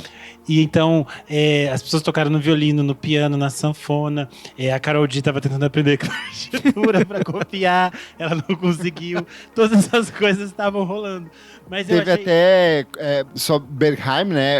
É um dos principais clubes de techno em Berlim hoje em dia. É aquele clube super exclusivo que barra as pessoas na entrada. No TikTok tem uma trend, inclusive, das pessoas tentando entrar todas as vezes. E aí as pessoas acharam que por ser Berghain seria uma música techno. E aí até teve versões dessa música feita pelas pessoas como se fosse techno, né? E é interessante pensar isso, porque ela já tinha feito esse tipo de logística quando a gente pensa em algumas faixas do Motomami, que elas têm sons que vão para um lado e a letra vai para outro. Acho que Hentai é uma grande prova disso. Sim. Nossa, e aí, melhor música. Eu acho que esse primeiro lançamento só deixa as expectativas lá em cima. Como alguém falou, se Motomami, o primeiro single era com o The Weeknd, agora nós temos um lead single com a Bjork e o Ives Tumor. O nível subiu, né, amor? Aí estamos aqui falando de artista agora, estamos aqui num nível alto. E a Bjork já falou, minha filha, menina mulher, esse momento é seu, o menina garota. Foi ótimo. Você venceu. Eu achei lindo, achei muito de mãe, de vó. Ela pegando uma foto antiga, postando ali elas naquele clipe horroroso. tosquíssimo. Nossa, aquele clipe horrível. Eu fiquei muito obcecado, porque pra mim foi uma completa quebra de expectativa, e pra mim isso é arte na sua forma mais pura, assim. E aí eu comecei a pesquisar muito, eu vi algumas pessoas citando a questão de Vivaldi, e aí cai ali nas 4 estações, obviamente, mas o Vivaldi tem um concerto chamado Stabat Mater, é uma expressão latina que significa estava a mãe ou estava de pé. E se você ouvir o Stabat Mater, você vai ver que muitos dos arranjos são bem parecidos com o que ela faz em Berghain. O Stabat Mater Dolorosa, ela foi composta originalmente na Idade Média, e ele é basicamente a tradução da Virgem Maria chorando aos pés de Jesus na cruz. E aí, quando você começa a pesquisar sobre isso, a imagética é exatamente a imagem de capa do Lux, que é ela toda coberta de branco. Inclusive, se você pesquisar Rogier van der Weyden, de 1460, ele tem uma pintura clássica, igualzinho a ela na capa do single aqui. E aí eu fui pesquisar mais sobre o vídeo, tem várias referências religiosas. A letra, como o Renan falou do hentai, ela brinca muito com essa coisa do sacro e do profano, dessa complexidade de sentimentos. Ela pede por uma intervenção divina ali para controlar os sentimentos dela. Ela joga muito com essas questões dos extremos, né, da grandiosidade e do diminuto. Ela se define ali como um torrão de açúcar em determinado momento, assim. Então eu acho que tem uma carga emocional muito grande, e eu acho muito bonito como ela traduz isso no vídeo, não é a música só que tá tocando, ela literalmente traz uma orquestra pra dentro do vídeo, assim, pra manifestar essa grandeza de sentimento dela. Toda aquela carga emocional que ela tá sentindo é ali, são pessoas tocando ao vivo. E ela fazendo coisas totalmente banais, tipo, vivendo a vida enquanto tem toda aquela carga em volta. Tem aquela coisa em volta, assim, isso é muito foda. O vídeo tem vários acenos para outros elementos que já são bem significativos da obra da Rosalía. Por exemplo, a Frida Kahlo, aquele vestido branco que ela tá usando, que parece que é tipo ele não tem quase que nada, assim, principalmente as costas é aberto. Ele parece muito com uma série de pinturas da Frida Kahlo pós-acidente, que ela usava só umas faixas e um vestido branco, assim. Então, assim, ela tem toda uma carga visual, sonora, estética, lírica. A gata tá cantando em alemão, espanhol e inglês, cantando ópera, cantando como se fosse música pop, e aí vem o Ives Tumor falando assim, eu vou fuder você até você me amar. É muita coisa acontecendo, é o horror das básicas, vem aí o disco do ano. Aí chega o próximo single, é uma merda, o disco é uma bosta, e morre tudo aqui, assim. Mas eu tô com boas expectativas pro que quer que vem aí nos próximos meses. Mas, além disso, eu acho que a gente pode conversar aqui sobre o novo álbum da Lily Allen, West End Girl, disco que deixou algumas pessoas bem chocadas ali pelo contexto, pela lírica bem explícita da Lily Allen, ela que não lançava um novo álbum de estúdio desde o No Shame de 2018, e volta agora com esse álbum de 14 faixas, onde ela basicamente narra tudo aquilo que ela viveu junto com David Harbour, ao ponto de abrir uma relação, ele começar a se envolver com outras pessoas famosas, e ela descobrir que na verdade ele curtia sexo muito mais do que ela estava imaginando, a ponto de ser uma coisa quase doentia. E ela discute todas essas questões de relacionamento aberto, sexo e tudo mais, de um jeito muito explícito, como a Lily Allen sempre fez desde o início da carreira.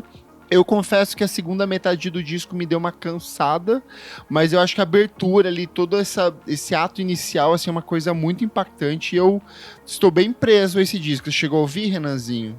Eu não ouvi, eu só acompanhei as fofocas e como as pessoas resgataram todo o limbo de notícias ruins sobre a Lily Allen. Eu fiquei passado, parecem os fãs da Taylor Swift. Porque, tipo, tinha umas coisas que eu não lembrava. Tipo, umas brigas dela com outras artistas que eu não lembrava. Com a Kesha. Não, essas eu lembrava. Eu acho, tipo assim, essa pra mim, eu tenho muita raiva dela usando fantasia do Dr. Luke. Eu acho, tipo, lixo total. E a história do cachorro ainda não engoli até hoje. Mas daí resgataram uma briga dela com a Zoe Kravitz. A Zoe Kravitz tem muita raiva dela. E eu fiquei meio passado. Enfim, muitas fofocas. E aí, tipo assim, gente, vocês vão dizer, Renan, você tá comentando a fofoca e não tá comentando a música. O disco inteiro é uma grande fofoca. Ela expondo toda a vida íntima dela. Então, eu não estou fazendo nada de errado aqui, tá, gente? Tudo bem, não me critiquem. Mas o disco também eu não ouvi. E eu não ouvi. Então, nem tô ligado nas fofocas.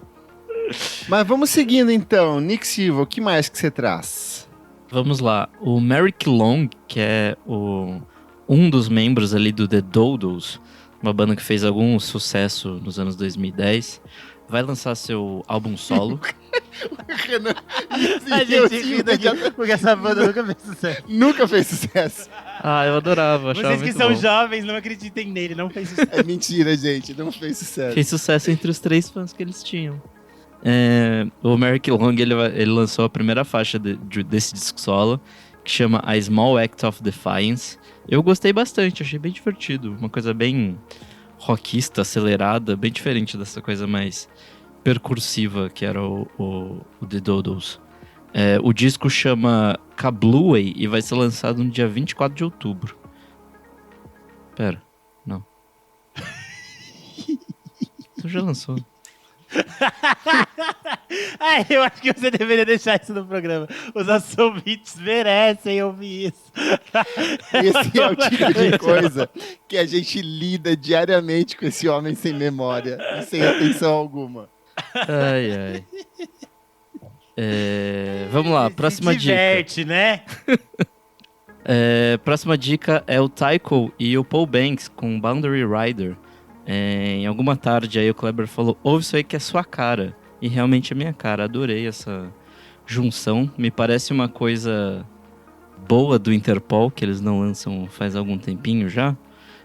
Mas é isso, é bem a cara do Interpol, mas esse vocal Paul Banks, o Tycho, junto nessa pegada eletrônica, achei muito bom. Mais uma diquinha aqui, dupla de singles do Magdalena Bay, Human Happiness e Paint Me a Picture. Eles estão lançando bastante coisa depois do Imaginal Disc do ano passado. Me parecem sobras, porque é bem essa cara do disco, né? E, enfim, essas duas músicas são ótimas, assim, gostei bastante. E aí, de dica de discos, eu quero falar de uma banda que eu descobri hoje, eu achei muito boa, que chama Soyuz. É uma banda da Bielorrússia, liderada pelo Alex Chumak. Ele lançou esse disco que chama Krok, e tem participação de muita gente brasileira. Tem o Cessa, Biel Basile, Marcelo Cabral, tem o Tim Bernardes em uma das faixas. Essa coisa meio jazz, folk, pop brasileiro, porém com esse toquinho de leste europeu, assim. Me lembrou muito coisas Clube da Esquina e outras bandas mineiras, assim. Eu gostei bastante. Tem 2 músicas cantadas em português, que é Língua do Mundo e Voo Livre. Achei muito interessante, assim, é uma perspectiva da música brasileira feita por alguém da Bielorrússia, assim, achei muito interessante. E no ano passado eles lançaram um clipe que foi produzido e dirigido pelo nosso amigo Gabriel Rolim. Achei muito interessante isso. E é isso, minhas diquinhas. E você, Renan Guerra, o que você traz? Bom, vou começar com 2 EPs de música eletrônica que eu gostei bastante. Primeiro é o EP de estreia do Albuquerque, se escreve com vários Ks. E depois vai ter certinho, o Kleber sempre arruma todos os links para vocês. O Albuquerque é responsável por 2 festas de BH, a Horn e a Dildo. São festas assim de LGBTQA. E aí ele lançou um EP chamado Pendura, que é super legal, tem umas conexões assim de techno, algumas coisas do que a gente tem escutado de música eletrônica latina, esse Latincore, todas essas coisas vai por vários caminhos. É bem pista, assim, bem pegado, achei bem legal. É bem Pica na pista, entendeu? É pra ser assim. Tanto que a primeira música se chama Come to Horn. É assim que é o babado. O segundo EP é o da Id Libra. A gente tinha indicado por aqui. Muito bom. Muito bom. O single Acelerar, né, dela com a 37. Agora ela lançou Contra Corre. É tipo assim, absurdo. Eu fiquei assim, completamente encantado. O disco já abre de uma forma muito maravilhosa com Rara, intro ali. Eu acho que é um começo muito incrível. E aí depois é só pedrada, assim. Acho que todos os encontros, a gente falou da 37, mas tem Evelyn, tem o Bad Sista. Tudo muito bom, tudo muito coeso. E de Libra tá num momento muito importante da sua carreira. Eu acho que ela é um nome que tá cada vez crescendo mais, assim. E eu acho que é um nome que as pessoas vão ouvir cada vez mais se falar. E merecidamente, assim. Eu acho o trabalho dela extremamente rico, extremamente interessante. Então ouçam Contra Curra da Id Libra. E eu vou falar do disco, que obviamente é a coisa que eu só estou ouvindo isso, só estou falando disso, só estou pensando nisso, pois Gordinha, mas tá ótimo, que é A Visita, Kate da Voz e As Gordinha, Abusadas. mas tá bom. Gordinha, mas tá bom. Vou te destruir, Gordinha! Enfim, estou viciada em A Visita. Já muito tinha bom. indicado por aqui na Força do Ódio, que é o single produzido pelo Cyber Kills, mas eu acho que esse trabalho expande bastante o universo da banda. O Kate da Voz e As Abusadas vinha de um universo que tinha uma conexão ali calcada muito no funk, nesse funk putaria, e aí fazia o casamento com a música eletrônica, com essa música eletrônica de pista pesada. E é muito interessante que nesse último mês elas estavam acompanhando a Pabllo no Halloween da Pabllo, e elas estavam fazendo show com banda. Então isso é muito legal, porque elas estavam tendo essa experiência que é muito mais conectada ao rock, que é uma referência muito clara para elas. Tanto que um dos pontos de referência delas para a produção desse disco é a Claudia Wonder, que é tipo esse grande referencial que a gente tem de punk e travesti no Brasil. E acho muito interessante como elas traduzem isso em conexões diversas dentro do disco. Então a gente vai ter, por exemplo, a abertura em Santo, que é a conexão delas com a Linda Quebrada, que eu acho que é essa ponte, a gente pensa Claudia Wonder, depois a gente pensa no que a Linda Quebrada faz nos anos 2010 e no que elas estão fazendo agora, é tudo o mesmo universo, assim, de mulheres trans construindo experiências e metendo o pé na porta e criando coisas muito absurdas, assim. Se a gente pensar, a Kate da Voz e As Abusadas é tipo filhas de Pajubá, assim. Então é muito bonito que elas se encontrem com a Linda Quebrada nessa abertura. É uma faixa incrível. Aí a gente tem várias parcerias com produtores que são parceiros constantes delas, como a DJ Dai, o Fuck Off 1963, o Carlos do Complexo, o Fuso, todos aparecem por aqui. E é Cyber Kills. Tudo muito interessante e muito rico. E aí a gente ficou brincando aqui do Gordinha, mas tá bom, que era um meme das meninas que tinha viralizado na internet anteriormente. Ele tá dentro do mini set das Visitantes, que é uma faixa mais longa com produção do Fuso e do Fuck Off 1963, que elas fazem meio que esse medley, assim, com vários versos. É tipo assim, completamente absurdo, mas eu acho que tem outros momentos ótimos do disco, tipo Sufocante. Eu tô viciado em Salto. E aí eu ia fechar falando de Salto, que é a parceria delas com a MC Taia. Não sei falar o nome do produtor, que são muitas letras consoantes para mim. Eu acho que é Speakers. Eu acho que é isso. Eu acho que é Speaker, mas eu sou uma senhora, então depois Speaker, se você estiver nos ouvindo, nos diga como se pronuncia. Mas esse encontro com a MC Taia é muito interessante, porque a MC Taia tem esse conceito de misturar o rock com o funk e trazer essa perspectiva super interessante de conexões, assim, do rock com outros universos. E aqui é muito absurdo como o Salto tem toda a violência que é dessa música eletrônica pesadíssima do Kate da Voz e Abusadas, e aí casa com uma coisa que é quase um horrorcore, assim, e aí fica tipo super pesada, e você tá aí de repente... Nossa, violentíssima. Com umas coisas super guturais e acaba assim, extremamente barulhento. Então eu acho que é muito rico e muito maluco, assim, como esse universo se constrói. Enfim, acho que é um momento muito bonito pra Kate da Vozes Abusadas. Nessa semana que a gente tá gravando, a Kate postou que foi a primeira vez que a mãe dela foi ver um show dela, que foi esse da turnê do Halloween da Pabllo. Elas encontraram a Arca no Brasil. A Arca dançou ao som de Vai Tomar no Cu no set do Cyber Kills. Ah, eu vi. Então acho que é um momento muito feliz pra elas, e eu, enquanto do fandom. Estou muito feliz porque esse é um disco foda pra caralho. Toda a estética também do disco absurda. Enfim, vocês ainda vão me ouvir falar muito de A Visita, Kate da Voz e as Abusadas. É isso. Meu amigo Kleber, o que trazes pra nós? Vou começar aqui por Ima com Sentimental Palace, retorno da nossa querida amiga cantora e compositora depois de 6 anos, disco que chega pela Matraca Records e YB, trabalho com produção do sempre incrível Fernando Richbitter e que recebe nomes como Lucas Silveira, Jupe do Bairro, Sofia Chablau, Fernando Catatal, Gabriel Millier. Eu acho que ele vai para uma direção bem diferente do álbum anterior da Ima. É um disco bem mais experimental, bem estranho. Eu acho que cada música leva para uma direção criativa muito diferente. A direção de arte é, mais uma vez, impecável. É tudo muito bem pensado por ela. Eu acho que ele é um pouco menos acessível em relação ao álbum anterior. E talvez, para mim, por isso mesmo, mais interessante. Eu ainda estou absorvendo ele. Mas eu tô muito fascinado, assim, ele é muito esquisito, começa de um jeito muito estranho, tem experimentações com música eletrônica. Eu acho que eu tive que me reprogramar pra, tipo assim, eu tava com uma outra perspectiva, eu acho que ela me levou pra uma outra direção que eu não tava prevendo, e eu achei isso excelente. Eu fiquei ouvindo ele hoje, assim, eu ainda tô absorvendo e tô muito interessado nesse disco. Você gostou, Renazito? Eu acho que é bem isso que você falou, esse universo de que o disco vai se desdobrando e se mostrando pra gente aos poucos. Eu acho que tem muitas camadas. Eu acho que o trabalho da Ima sempre foi um trabalho de pesquisa, de reunião de sons, de referências, de tudo mais. Acho que quando a gente falou do primeiro single, né, o 2001, era muito disso também. E acho muito interessante como ela consegue criar essa costura mesmo de todas essas coisas em um disco que não é veloz. Óbvio, eu né? acho que a gente tem falado muito, tipo assim, quantos discos tem saído ao mesmo tempo agora, tudo ao mesmo tempo agora. E aí são tantos discos que às vezes a gente ouve e pensa assim, esse disco é muito legal, mas daí depois você não consegue nem voltar, porque você não tem interesse, porque, sei lá, na outra semana já saiu mais 3 discos que também são assim, legal, esse disco é legal.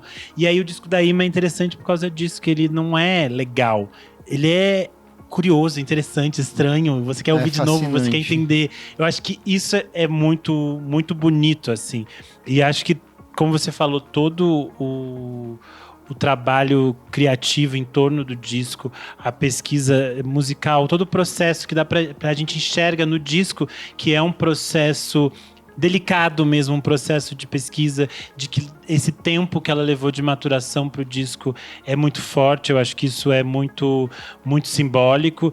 E eu acho que a própria escolha dos convidados, assim, porque são artistas que foram surgindo ao longo dos anos. Por exemplo, ela lança o disco em 2019, a Jupe meio que aparece para todo mundo em 2020. E aí tem o Fresno numa nova fase, aí tem Sofia Chablau 2021 ali. Então parece que ela foi montando isso.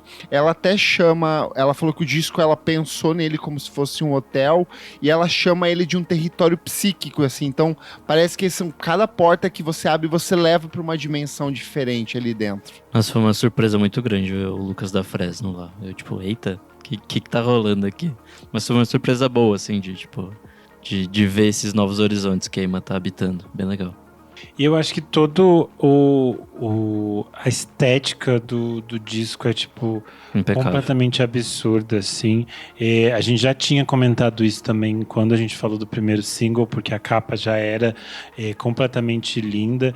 E eu acho que é muito interessante como ela também se cerca de vários artistas de diferentes frentes, assim. Porque tudo é muito bonito e muito cuidadoso. Então você vê que a maquiagem tem um cuidado, os adereços que ela usa tem um cuidado, as roupas, as escolhas estéticas, as fotos, é tudo muito bem pensado, assim. Então acho muito, muito bonito, assim. Então todo o universo de direção criativa do Marcelo Jarós, o styling do Anuro e do Cacau Francisco, acho tudo absurdo, assim. Então ela se cercou de artistas muito fodas e acho que é um disco que só vai crescer. Então acho que quem ainda não ouviu, vale ouvir com a atenção devida, porque provavelmente vai ser um disco que vocês vão ver a gente citando de novo por aqui algumas vezes. Seguindo aqui nos lançamentos nacionais, Felipe Nunes Araújo, que a gente já vinha recomendando nas últimas semanas, finalmente lançou o primeiro álbum dele em carreira solo, disco que chega pela Far Out Records, em produção do Bruno Berli e Batata Boy. Ele fala que ele bebe muito ali, tanto de Nick Drake quanto Luiz Gonzaga, e a gente percebe muito disso ao longo do disco. É um álbum, como ele mesmo fala, de música brasileira do Agreste de Pernambuco. Então é um disco que começa meio acústico, meio minimalista, mas vai ganhando algumas camadas bem interessantes ali ao longo da execução. Outro que eu achei bem interessante é o Desastros, que eu já vinha falando aqui. Ele é um quinteto mineiro formado pela Sara Não Tem Nome, Felipe D'Angelo, Júlia Blanfeld, Bernardo Bauer e Pedro Randam. São diferentes projetos da cena mineira, gente do Moons, gente do Tarda, disco que chega pelo selo Grand Pixel, e ele parte dessa perspectiva do olhar pro astral, pro cosmos, em uma abordagem que é tanto científica quanto esotérica. Então é um disco bem contemplativo, leve, lida muito com as ambientações, é um trabalho meio que de dream pop interplanetário, assim. Quem gosta de um som meio beach house, gosta de viajar assim em todos os sentidos possíveis, é um disco bem interessante, com uma capa muito bonita. E para fechar aqui nos lançamentos nacionais, Nina com O Jogo Virou. Eu vinha falando de alguns dos últimos singles que ela lançou nos últimos meses, e ela lançou esse trabalho que agora tem uma temática futebolística. É um EP que tem produção do Terra, que é parceiro de longa data dela, e tem algumas parcerias bem interessantes, tem Rincão Sapiência e do FBC. Então você que é boleire, taca o play nesse EP. Vamos para o próximo bloco do programa, Você Precisa Ouvir Isto.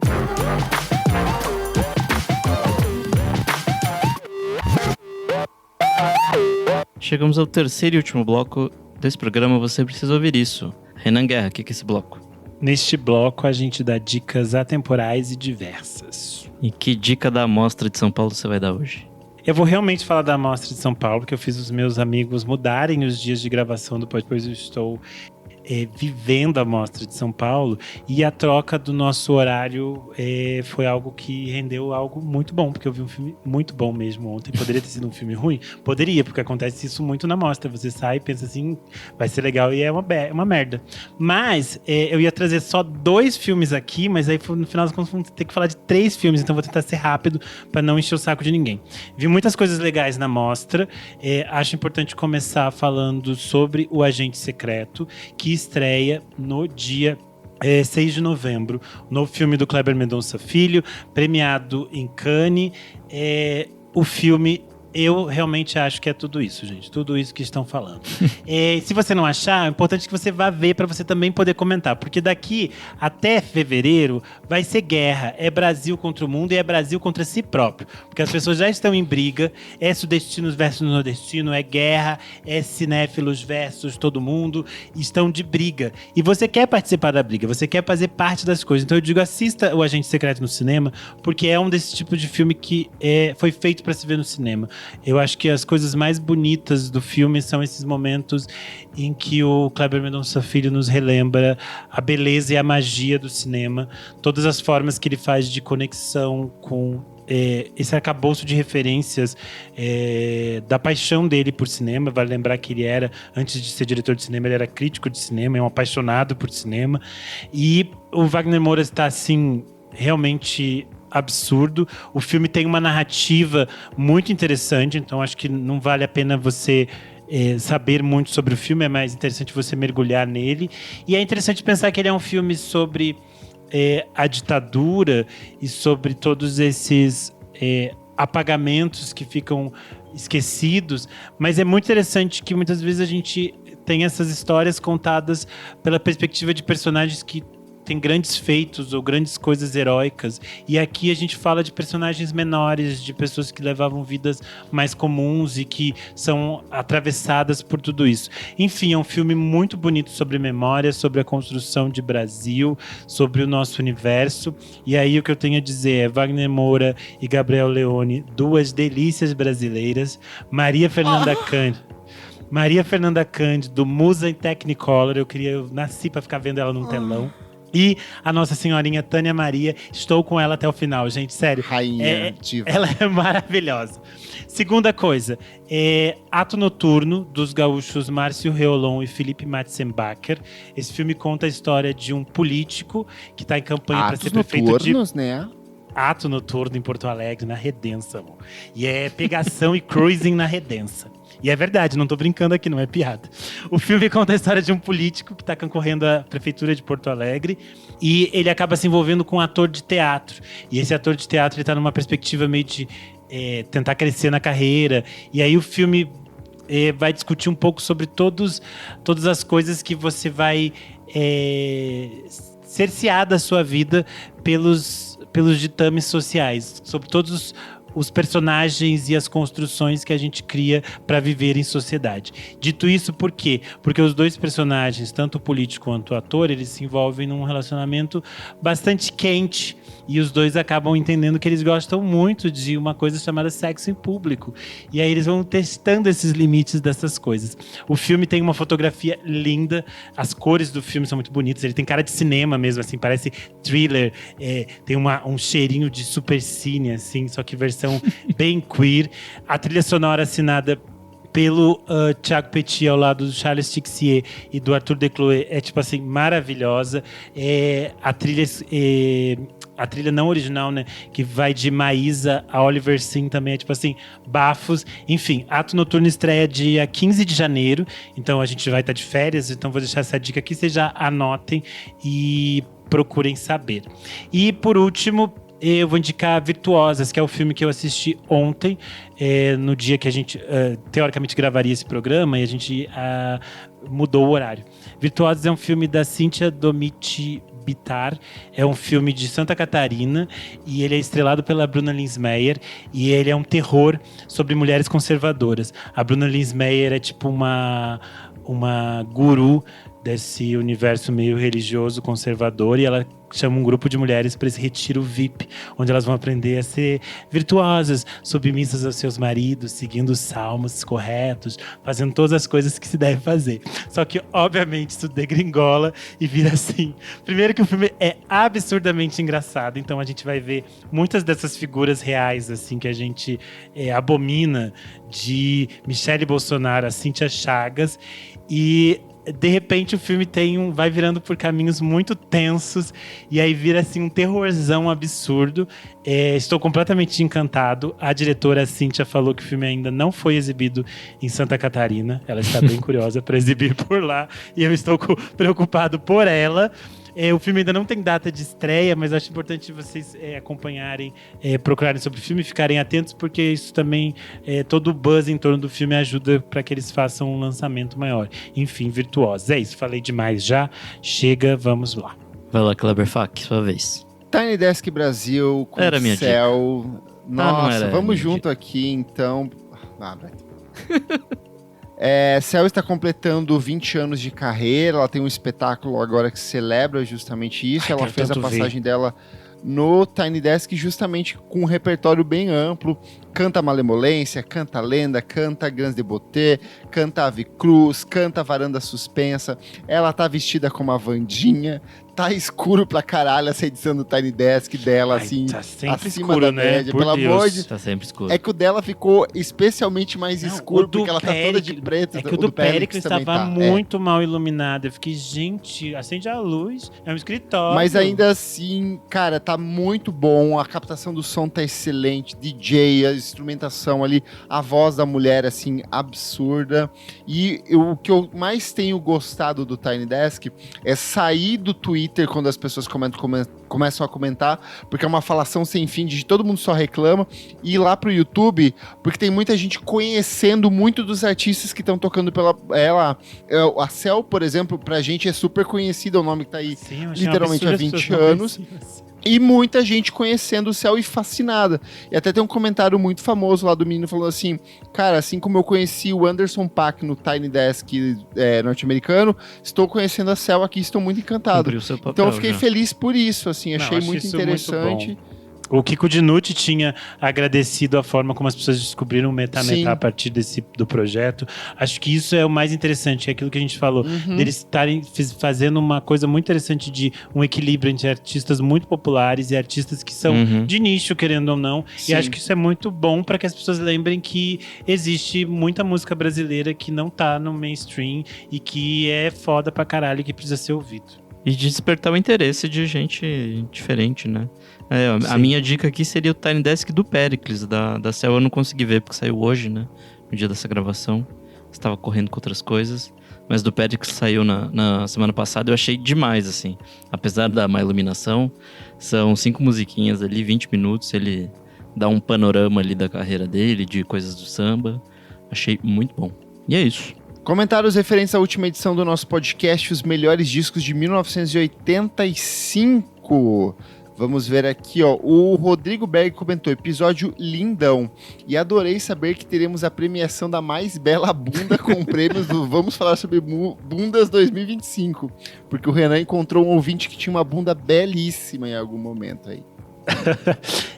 Que vai ser a competição do nosso ouvinte Marco Antônio Gomes, né? Que ele comentou aqui no Instagram. Começar o programa sabendo que Carly Rae Jepsen, Ciara, Thiago York e Dulce Maria têm a mesma idade foi o surto da edição.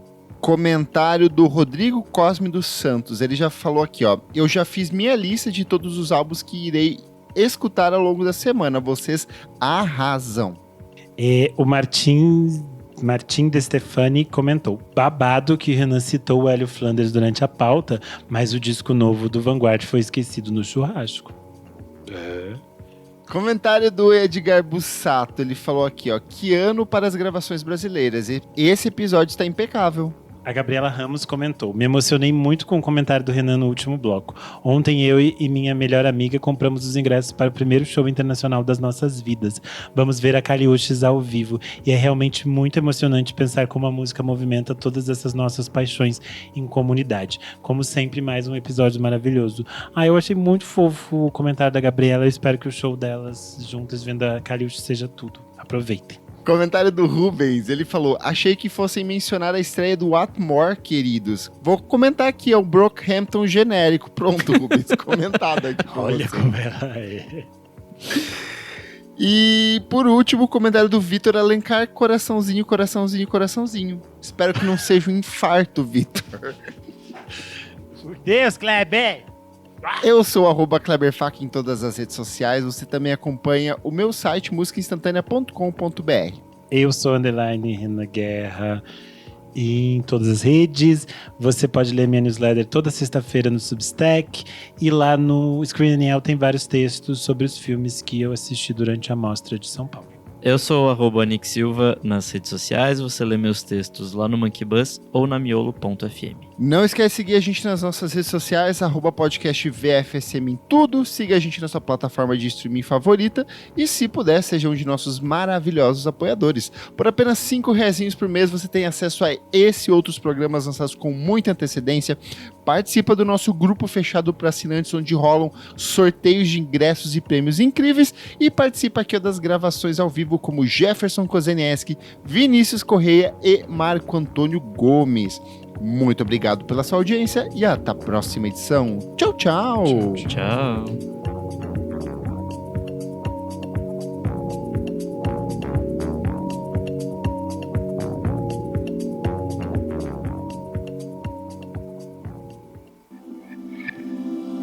Esse podcast foi editado por Nick Silva.